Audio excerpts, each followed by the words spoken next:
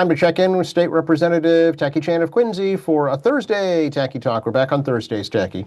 Yeah, Joe, as we close in on the end of the last 8 days of formal session, subject to return and conference reports, uh, we're scheduling is a little trickier, but as you all know, just because session ends, it doesn't mean we don't continue our conversation in the fall on any other maybe less state-related topics as we go to the recess period. But as this is a show talking about politics and policy and campaigns, there's been no shortage of conversation once we move into the slower time period.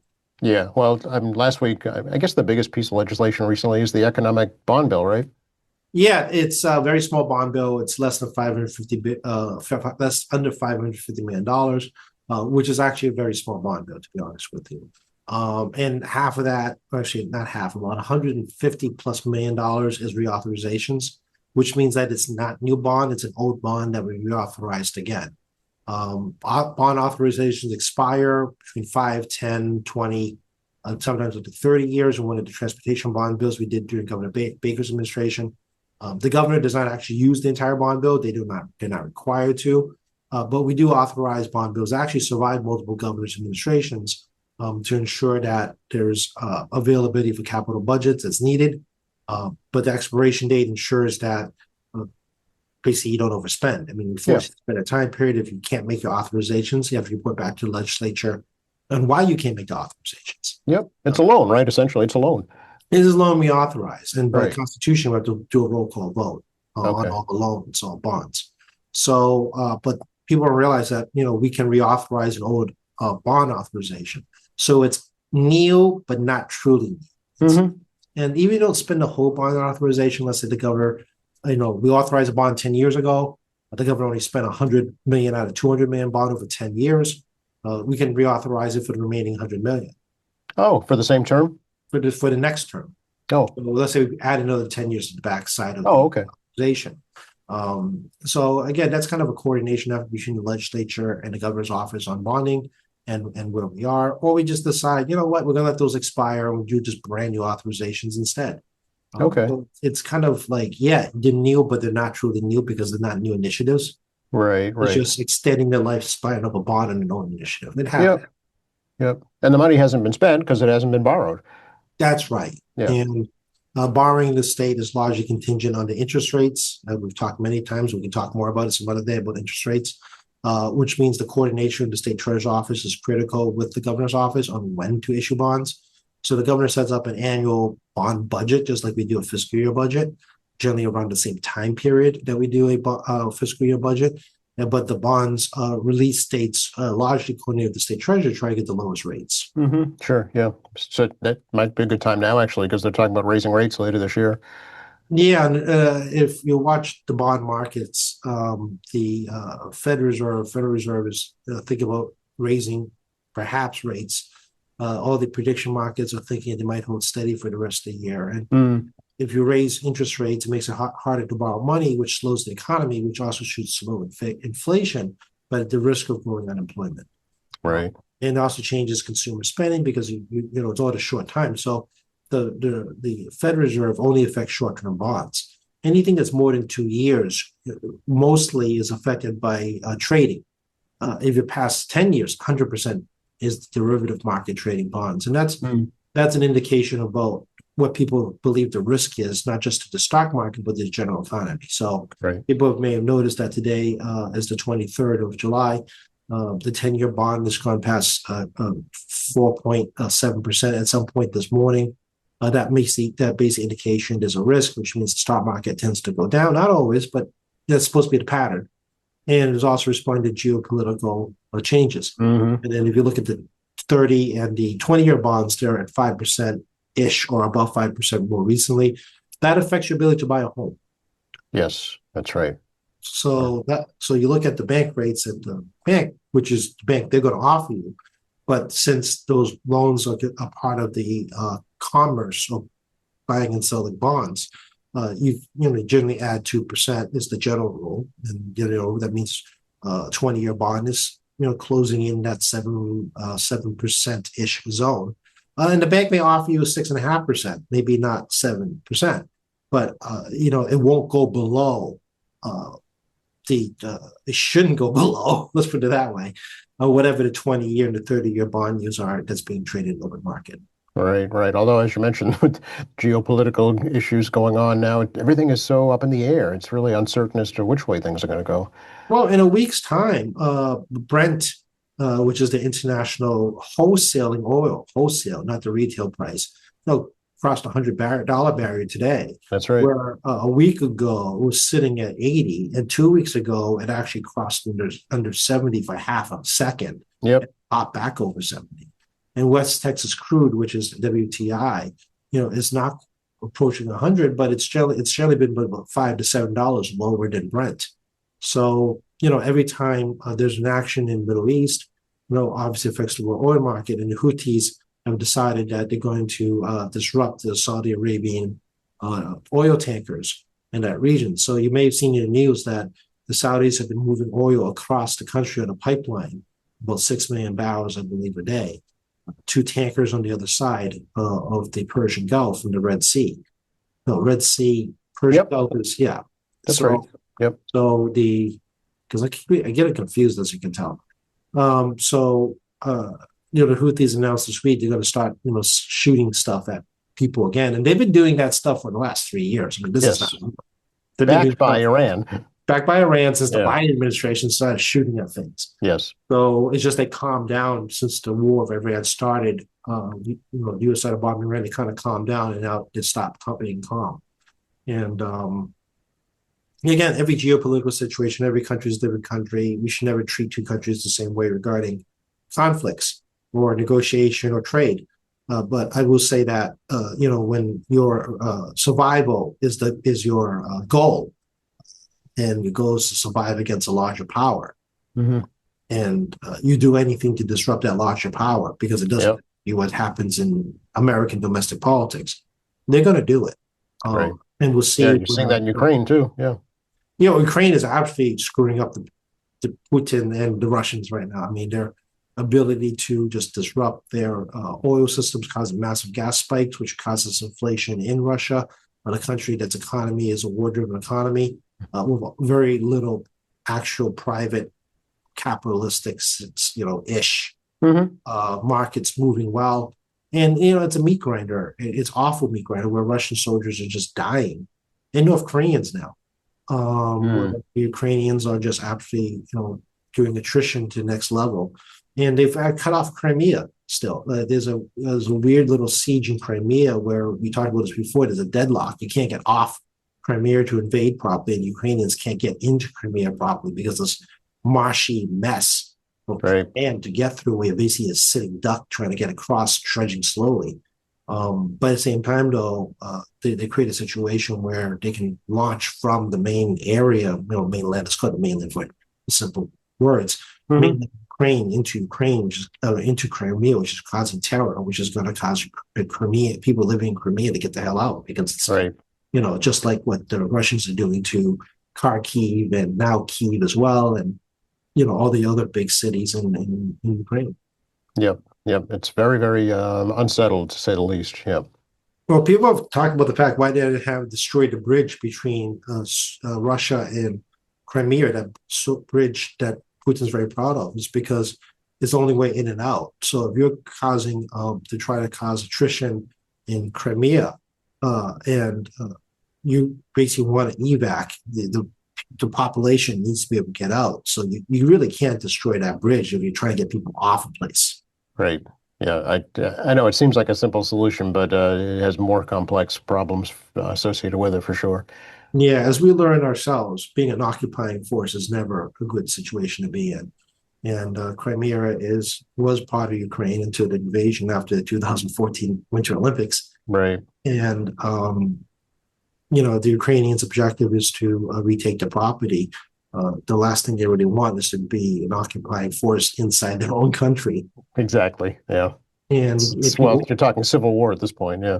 Yeah. And people want to leave. You got to make a way for them to leave. Right. Yep. Not an easy situation for sure for the president there. No, it's a very tough situation. It is a creation of the president's making. It's a U.S. initiative that started this conflict. And you know, they decapitated the Shah, but I mean not the Shah, the Ayatollah, but you know, the government still is functioning. It's screwed up, but it is functioning. And the reality is that they don't care what happens to the civilian population. And that's a very bad position for the U.S. to be in because, if this was a democracy, we start voting the people out. We have protests in the street. Politicians pay the price of the next election. That is not the case in Iran. They're just going to continue to subjugate and you blow up domestic infrastructure. Yeah, it hurts the government, but at the end of the day, it just hurts the civilians. Civilians can't fight back against the Republican Guard and the army. So what's going to happen here, right? And they're taking tens of billions of dollars of infrastructure damage already. Not to mention the Gulf states are still facing billions of dollars of infrastructure damage too from this war. Right. And, U.S. companies have tried to with the president trying to find alternative ways to get oil out of Iraq, for example, but that means going through Syria. And Syria isn't that stable still. And Iraq is not wicked stable, but it's more stable than Syria. So, I mean, U.S. companies want to build an oil pipeline, which they cut a deal with this week, to go from the oil fields in Iraq to go to the Mediterranean. That's not a riskless proposition because you have to go through an unstable country. Yeah, and that would take a lot of time too.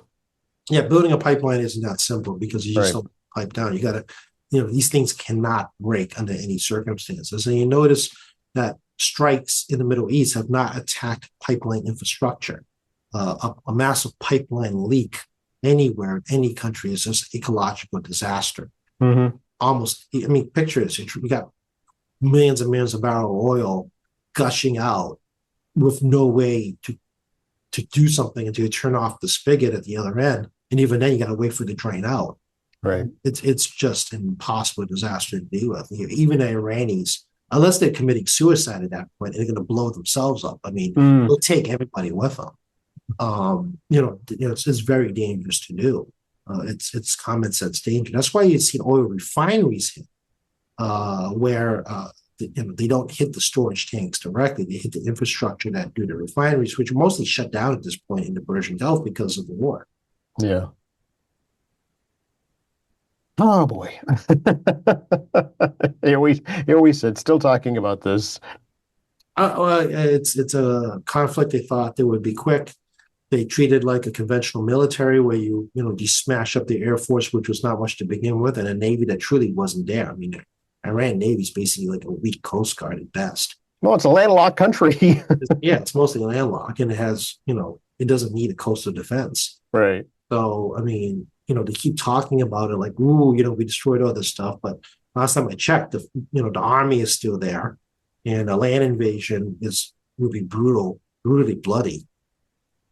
For the U.S. because the army's still intact. They'll just throw bodies at you at that point. And, drones and missiles and rockets, I mean, warfare is changing. Like I said before, one of the things that unfortunately is the outcome is that Iran can prove they can shut it down. Right. And they had never shut it down to now because they themselves weren't sure if they could shut it down. That's right. And the Strait of Hormuz was something for over 50 years. Both the Iranis and basically everyone else wasn't sure it could be done. Yeah, it's kind of empowered them, really. Yeah. It 100% empowered them. He created a scenario where an untested system has not been tested. Mm-hmm. And now they know they can do this at will whenever they want, despite the biggest military on the planet there. And they know how to do it now. So it's one of those things that is kind of like a real... sadly, a test case that should never have been tested. Exactly. Yeah, this was not an issue before this started. Yeah, because they themselves could, and the Iranians themselves, they didn't know if they could do it. They had no reason to test it because if they failed, then obviously they become vulnerable. Yeah, but when they were put in this situation where they're getting pounded hard and they're running out of options, they had to push forward on something they never tried, and it proven it can be done. If not for U.S. intervention, the U.S. engagement, this would never been tested. And as a result, you have a permanent defense mechanism for the Iranis from now going forward. They'll always resort to that. Right. Exactly. Yeah. That is 100% correct Yeah. because, again, if they tried and failed, they're host. They try and they win, we're host. hmm So it's kind of one of those funny things where the fear of the unknown was holding back this really crazy way to hold the world hostage economically. But also be mindful, China has reduction oil consumption. They do take Russian oil by pipeline. They are one of the biggest consumers after the U.S. They are going renewable. They have massive strategic reserves in both fuel and oil, which allows them to withstand this lack of oil consumption longer. And they've stopped exporting oil. They're retaining all their own oil, and they're looking for buyers, new sellers they can buy from, including the Middle East. Other smaller countries, especially developing nations, I said this before, they've probably been set back 5 to 10 years in economic development because of this. Right. Right. Right. Let's bring it back home here, Tackey. What's going on in Beacon Hill these days? Honestly, it's been fairly quiet this week as we go into the session. I just got notice from text now from my staff as I peek at my phone. We have an informal session Monday, so there's no formal session Monday. So it's going to be a quiet start to the week. And formal sessions end on the 31st, which is next Friday. Not like I'm counting down the days. It's been a very long and short session for me. I've had, so you guys are aware, a lot of things going on over the past 2 years, both at personal level and also at work, of different kinds of challenges, dramas, and whatnot. And I'm very eager to get through the remainder of this session and do some more of my personal life stuff that I need to settle. That being said, we don't know what's going to happen. It's going to pop up. They announced conference committee days for that the campaign ballot question, campaign finance issue. That conference committee was announced today. They announced the have a labor. What is it? The workforce safety issues bill. They announced a conference committee for that. They allowed the elder care, which is the tragic fire down in the south. Oh, yes. Yeah. We try to address that. That got a conference committee formed today as well. So we've had 3 very late conference committees formed today. Personally speaking, I think the campaign finance ballot question is probably going to be the quickest one. The House and Senate isn't that far apart on it. The second one I think is probably going to be the lesser difficulty. Probably could be the elder assistance reform and notification. There's some differences, but I think the goal is very similar. I'm not sure about workplace violence and how quickly that will be addressed. There might be some more diversity in terms of opinion on the committee. Environmental bond bill, I've heard my good friend Mike Finn, who shares bonding from West Springfield. That process has been started already. They're trying to get some quick agreements done, but it's really taking quite a bit of time to sort out, especially the public policy pieces at the back. We'll have another supplemental budget coming through soon to start the reconciliation process in October. And Senate's doing day 2 of their economic development bond bill debate as we speak. Yes. So yeah. they're doing that right now. Yes, I read about their fun agenda proposal. Well, all right, let's get mean here. I'm going to be a mean guy right now. So there's this Julian Sear meme that was sent over to me. They posted themselves. You can look at it. It shows like 5 senators in the car talking about happy hour. Okay. That was like fun. Fun agenda, booze, that's right. Which means booze. So let me get there's like they basically all center around alcohol. Yeah, but they're in a car. Well, you shouldn't be if you're consuming alcohol.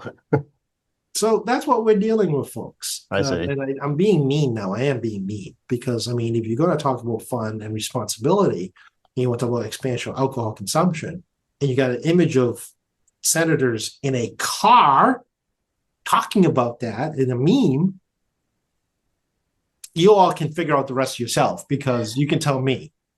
Now, it's why happy hour was banned in the first place. But also messaging. And that too. It's optically, it's not a good look, right? Well, welcome to this era of politics. I find rather appalling that people really should give half a thought before they do anything on the internet.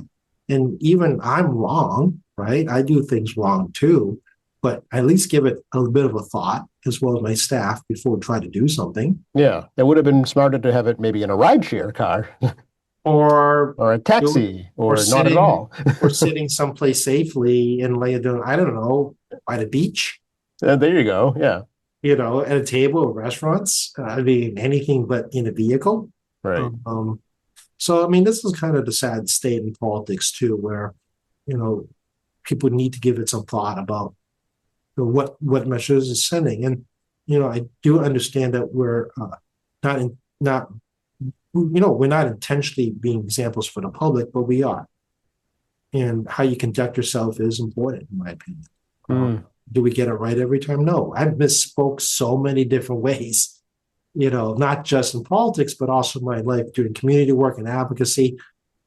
I've had bad quotes in the paper. I've hmm. said wrong things in public settings. It will happen. You're human.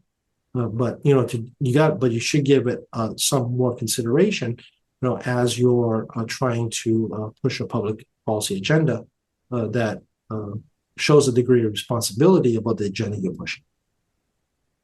So we'll see where that goes. I think there's three separate. One was bringing back happy hour. Two was extending the late closing time. Last call, basically that was approved for the World Cup. And there's a third one also. Permanent public drinking districts. But there's also one for Logan Airport. Oh, I didn't know about that one. So they basically want to have alcohol available 23 out of 24 hours at Logan, essentially. Oh, really? Yeah, which I'm not sure why. One, what restaurant is open at 3 a.m. in Logan? You guys all tell me. Nice. I don't even think Dunkin' Donuts is open that early. No, I've been to Logan, unfortunately, arriving on planes at 5:30 in the morning. Yeah, Dunkin's is just opening. right, And then I've been on late flights overseas at 2:30 in the morning in international, and there's nothing open. And right. even the lounge access in Logan doesn't run 24/7, which is actually pretty amazing when you think about it, that we don't have a 24 lounge access to my knowledge. I think That's true. That's an international airport. Yeah, that's right. I mean, mind you have to be a club member, you get of party pass course. Yeah, without Amex, but would expect one of the big companies, because they want you to buy the credit card, right. would have like 24-hour access in a major international airport here. So, it's, I mean, you guys can all make your own decisions, your own thoughts that matter, but think about it. Do you want to get off a plane at 3:30 and get a drink Right. Yeah. in the morning? I don't personally know. Yeah, most of us try to get out of there. I just want to go home and go to bed. Yeah. You're arriving at the airport at 1 in the morning is your Right. first inclination to get a drink to catch an Right. international flight. I don't know. Yeah. I didn't know about that provision in it. Yeah, there's that floating out there. I've had conversations with folks about it. I just kind of scratch my head and like, okay, but is anyone gonna work there? Is anyone gonna make money on this? That too. Right. Yeah. Yeah. Is a bartender gonna stand there with no tips? It's unlikely. Yeah, people get these ideas. I scratch my head. I mean, I like to agree that all of us listening here with us has some degree of common sense. We may not share the same opinion, and I'm cool with it. But certain things, I would think all of us should have some common sense about. Hmm. That would, whether it be personal life experience or just, looking at stuff and like, well, why would you do that? Right. Right. You mentioned ballot questions. Secretary of State certified 9 ballot questions this week. It's like an 80+ page booklet coming out. 88 pages of the red booklets coming out. Yeah. Yeah, see, this is welcome to my world. And I don't get a booklet. Right. Yeah. You get the whole deal. I get the whole deal. So, I got to I believe they're going to print the actual law plus the ballot question plus Yeah. the summary. Yep. Yep. So, as if you care to read the 88-page book, that is a sample of a legislator's life where you propose a public policy. We have to look at the general law. We have to look at the bill. We have to draft summaries or get summaries from the committee chairs, and also receive advocacy positions on said bill. Yep. Which fortunately for you, looking at the ballot book only represents 2, but sometimes we get dozens upon dozens of people sending us white papers or flyers or 1-pagers or 2-pagers or whatever. Sure. then we're drowning in all this information that we're trying to sort through on a public policy piece. So, but this is actually an interesting little taste once you get the 88-page book of what it's like to be a legislator in some ways too. In this case, you actually have 8 legit real policy questions to put before voters, of which you have, when the book hits your doors, which is going to be soon, Hmm. that many weeks during your busy day to try to figure out what makes sense. Or maybe you wait to like the last 3 days to try to get the 88-page book or decide what you believe is the best public policy to move forward. Right. And advertising campaigns will begin from the advocates on both sides. And like I say, you're only lucky, you only need 2 sides. You could find in my work, you can find yourself with 6 sides, depending. Sure. Right. I like 1 through 4, but hate 5 through 6, for example. Right. Right. Not every advocate that comes to our world is 100% binary yes or no. There's always like, I like half, I hate the other half, or like 1/3, I hate the 2/3. It's never that cut and dry. So for Mm. you all to get an 80 book would be cut and dry for and against. You don't have to deal with the in between ones. Yes, and I'm very grateful for that. Yeah, I like this part, but hate this part. That's right. That's a That's real right. thing, people. That's real. People Yeah. don't believe it's real. People think binary. It's not binary. It's a lot of people like parts of things. Sure. Yeah.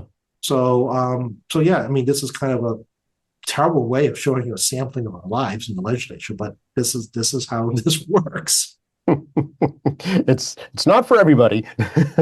No, it's not. And you quiz me on ballot questions many times over the course of our time together, and 9 of them is going to be a hard quiz for me because I'm going to have time deciphering it on. I often talk about how I'm working on like multiple issues in a single day on meetings where non-related topics. Yeah. We got 9 ballot questions on non-related topics. Yeah, I mean, the 2 that probably will draw a lot of attention, one is repealing legal recreational marijuana, and 2 is repealing the gun reform laws from 2 years ago. I would agree with that. And I Yeah. think those are the 2 that are probably the most easy to understand on its surface Right. because the nuances are pretty straightforward. You're just going to wipe out a couple of laws, end of story.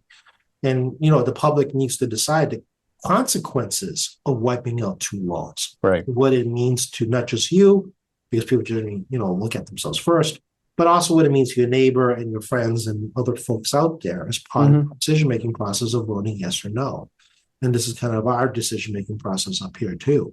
But when you're talking about things like recreational marijuana, which you may remember was done through 3 different ballot questions, starting with decriminalization, medical marijuana, and recreational marijuana, of which all 3 are ballot questions, of which all 3 were 6 years apart because of how ballot questions work in Massachusetts, which led up to the current recreational marijuana, which I worked on in 2017 as part of the committee on marijuana. Right. So we've now lived since 2000, essentially 2000. Well, 2017 passed the law, but we really 16 we voted for it. 17 we figured out how to make it work properly. 18, 19 was implementation. So realistically, let's say it's been just about 7 years Yeah. of living with recreational marijuana, and the public can decide now whether this works, or you can just wipe out the law, and then this whole industry that exists. Well, what happens to them, right? And then Right. how do you No, that's yeah, exactly. because how do you unravel it, right? Hmm. You as a voter will say, let's say the voters decide to get rid of recreational marijuana, then the legislature has to decide how to unravel it. Hmm. That's right.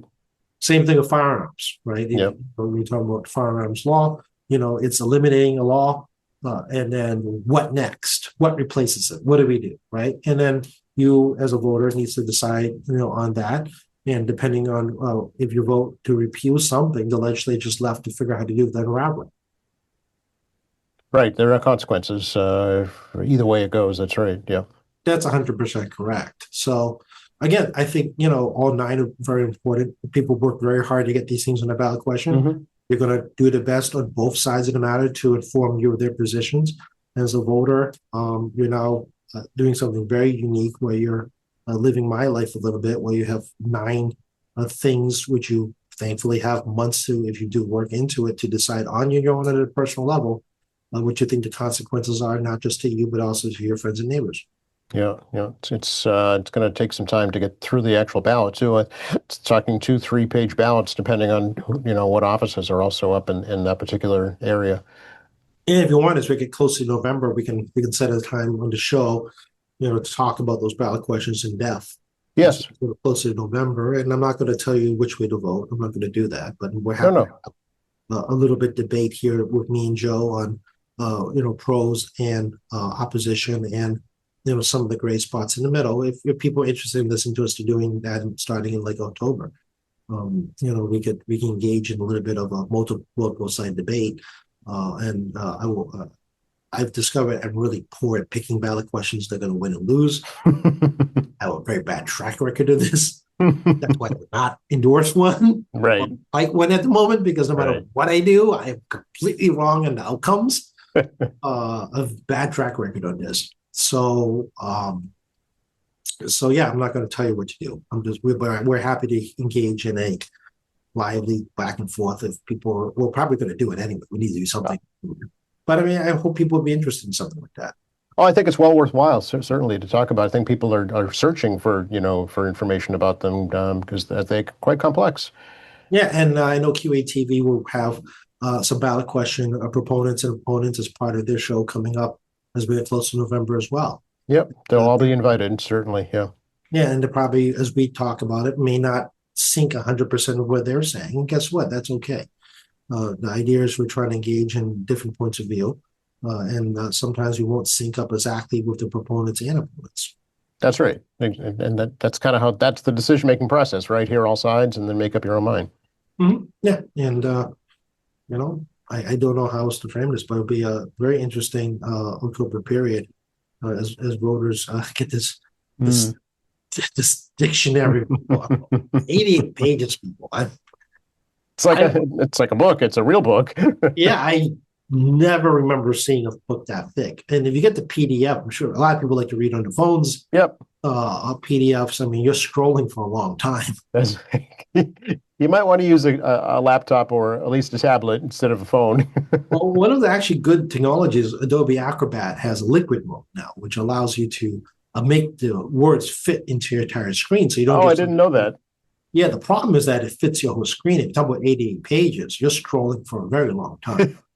Better plug your device in because your battery's going to die. As you're trying to read on this. That's right.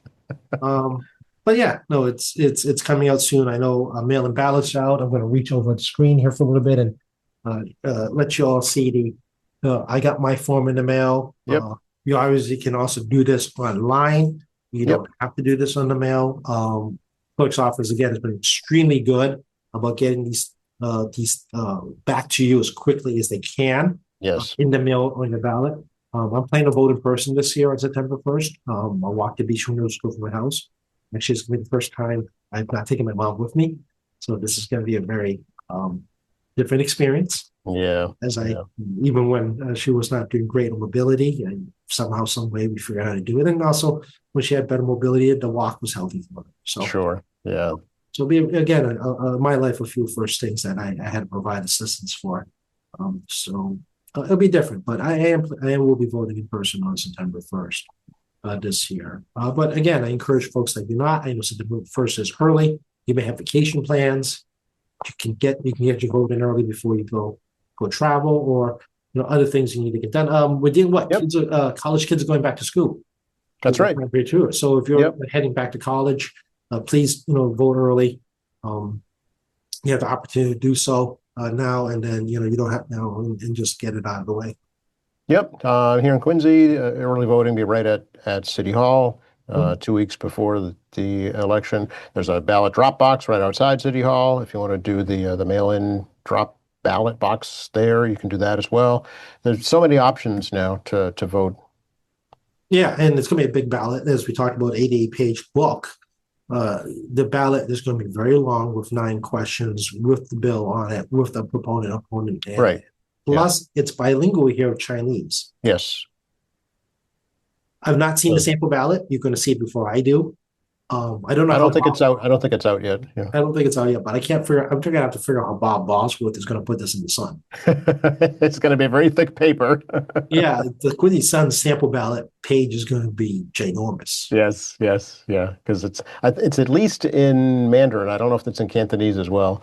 Written language is almost the same. So Oh, okay. yeah, Cantonese and Mandarin and other Chinese dialects are just spoken, I but the see. written language is uniform. It's really down to two versions. It's the pre-communist version, which is the People's Republic of China version, which is the what you call it traditional or classical, and Right. then you have the simplified version, which is accepted in all universities and is the official written language. So I don't know. I believe it's most likely using the official version, which is the simplified version, or the modern version, not the traditional classical.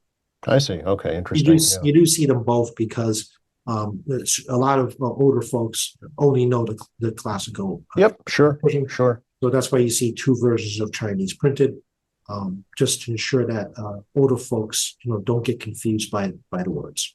Yep. Absolutely. That's we're talking about here in Quincy, of course, because of the population, but it's different in every community. It is, and under if I remember correctly, this is actually part of the Federal Civil Voting Right Act. That Yes. you have 5% or greater of your population in that city shown that doesn't speak English as a first language. Yep. Bilingual ballots are provided. And I believe it's now Quincy and Malden, and are the two I know have Chinese ballots. Maybe Lexington, Yeah. but Lowell, it's in Khmer because of a large Cambodian population, and then you got Spanish going on in Boston, but by special law, Boston also has Chinese, and by special law. Oh, I didn't know that. Interesting. Okay. Yeah, they do transliteration of ballots, which means they try to find Chinese characters that have similar sounds as an English word. Hmm. But particularly for candidate names, the problem is picking the right characters can be tricky because Oh. every character is a real word, and Oh. we pick bad set of words, then it can be derogatory. Yeah. Yeah. Yeah. Yeah. That's interesting. So I know Randolph it as Haitian Creole is the alternate language. Yeah, so it shows a changing. It actually shows us as a changing state. Yep. Curious about, have you heard about this? There are going to be federal election monitors in some communities this year. I've not heard that yet. Okay. I know there have been election not for profit, well, basically mostly almost all attorneys monitoring that goes around all over the country, including us here in Quincy, Yeah. regarding non-English native speaker access to ballots. Yeah. Yeah. To my knowledge, we've never really had any legit problems on ballot access for any individual, regardless of English capacity. Um, and I don't think there's been any real errors or problems with the mail-in ballots access, regardless of language capacity. So, given the heightened awareness this year, ballot access or making sure people are able to vote, um, those advocates I think will be out in force nationally. Hmm. There's a lot of talk about, of course, the president trying to. Well, let's no. I'm going to be nice about this. To try to create a uniform system that benefits certain folks, I guess, in the end about voting. But on the flip side, you're going to see a lot of lawyers and advocacy groups, which are again all lawyers, going to be doing monitoring in specific parts of the country about whether or not those poll workers are denying people access to ballots that are on the voting rolls. Right. So I think no one's really talking about that side of it as well coming this November, where you actually have people who think there's fraud uh, doing ballot monitoring, and there's people who are out there who's going to try to make reports that people are denied access. Yep. Yep. No, you're right. I've never heard of a problem here in Quincy with that. As a matter of fact, this year, the city clerk tells me that they have these, they call them poll pads, basically electronic tablets that have language translation software built right into them. So they can just tap a language that they need and, communicate with the voter right through their own language. That should be very helpful. And and also, like we have Google Translate. Everybody knows about that. Yep. And if you're literate, if you can't get it to speak correctly, you can always just do things by people reading what you're trying to say. Right. Yeah. And there's still human translators at the polls as well. Yeah, when I travel, when I do travel and I go to country and I don't speak the language, you do use Google Translate, and sometimes it's not necessarily using the voice, text to voice, but also just show them the text. Hmm. Hopefully the AI does the grammar correctly. That's always That's right. That's actually one of the bigger challenges for AI is doing grammar correctly. Oh, interesting. And, because you can get most words. Right. The And punctuation's a different story. that's right. Yeah. And you'll try to see if you can communicate on simple things like how do we get from place to place or looking to buy something. I'll give you a simple example. When I was, as you guys are aware, I don't have a dietary challenge. I was trying to get drumsticks to cook back at the apartment, the Airbnb I'm using. And I had didn't speak a language. I didn't realize that there's different words for chicken leg. Ah. Ah, I can only imagine what it came up with. yeah, the translation's different depending the parts of the chicken you want. Oh, I see. Okay. So there's a difference between lower leg versus a leg. Drumsticks aren't a thing. Okay. So yeah. So some words being used like that doesn't work. Right. So we say leg, it's includes the thigh and the lower part, the It's the drumstick, whole leg, right? Yeah. as opposed to saying you just want the lower leg. You just say you want the lower leg. Interesting. Interesting. Yeah, and it was like looking. I was like, oh, that's not the side I'm looking for. Okay, help me out here. So again, language is not always a direct Google translation works. And this is a real life experience. I'm sure I'm not the only one. Right. Yeah. As Basie the guest, and again, they're great. Customer service was wonderful. It's Yeah. not concerned. Is that there's a lot of patience on me trying to find the right sequence of English words that translate properly. You still can't replace human interaction for some things. Oh, absolutely not. And Yeah. when customer service is patient with you, and I'm trying to be quick because I don't want to hold up a line and get people angry Well, right. That too. Yeah. because that dummy didn't speak the native language here. Uh, you want to be courteous as well when, like I said, I was at a supermarket and just trying to make my meal. Right. Right. Yeah, I have no interest in disrupting other people's shopping because I wouldn't do that to someone here. No, right. Exactly. And you wouldn't like it if somebody did to you. Yeah, so I was trying to be expedient and trying to get this translation. What's going on in the district these days, Tacky? Let's see, it's July. No more World Cup. I think the tall ship Marina Bay may be gone by now, actually. Yep, it left on Tuesday, actually. Yeah, so at this stage of the game, I'm trying to think, is there anything there's nothing in my event calendar really, on like, a public event Hmm. coming up. Um, August moves August 16th. Um, but there's not too much else going on at the moment. It's been A pretty, little bit of a lull, yeah. yeah, we're in the low period. More, as I said, this time period, a lot of people have family time, Hmm. in particular, and they do things they need to do. Yep, absolutely. So we'll talk one more time before the end of the session next week. Yeah, all likelihood you'll be cashing me the state house as we're essentially on call at the state house at this point. And I really, honestly, I'm not sure exactly what the schedule looks like, nor am I exactly sure what's going to come up in the next 8 days. But we will see how it goes. So maybe I'll be called a roll call next time we talk, or maybe we're going to have plenty of time to chat in peace. I have no idea what's going to happen. Okay, that's what makes it fun, the unknown. It's you got to be ready to move on something, and I'm very thankful to have a very good staff Yeah, and the opportunity for me to do amendments on some policy pieces I'm interested in. And the bill pops up, and we've got 4 hours to do amendments. We got to move fast. So right. I think that's part of this as well, where a lot of the harder work is done before the session even begins, and you got to move quickly when something happens. You got to make some very quick decisions. And I am the boss, as I like to remind folks sometimes in the office. The buck Yeah, stops there, right? the buck stops here, so I would have to make some very fast decisions on execution, depending when the bill comes up and whether or not I have a policy piece that makes sense to try to attach it. Sure, sure. Folks can reach out anytime though, right? Sure. We're in room 42 at the State House. We are in the summertime. If you're looking for an activity, we please come do a tour of the State House. I always very much encourage people to come to State House tours. 617-722-2370, 617-722-2370. That's the phone number, tackey.chan at emmahouse.gov, tackey.chan at emmahouse.gov. Emails are coming hot and heavy as people are trying to anticipate. Advocates trying to anticipate what's coming up next. So the emails are coming in hot. We do have State Representative Tackey Chan Facebook with its corresponding Instagram. And of course, we have MAlegislature.gov. We encourage everybody to use that website, create an account, follow bills. You can track our movements around the building through hearings and sessions. And of course, we have tackeychan.org, which is the resource page, and to help you find some phone numbers. And we'll be doing some updates. Obviously, with social elder services, a service shift to Old Colony. We've been doing things like phone number updates as things change. And of course, with Joe here every week, we'll try to do every week whenever it's possible, whether it be Tuesday, Wednesday, or Thursday, depending how you want to. That's right. No Mondays or Fridays because I have other shows that day.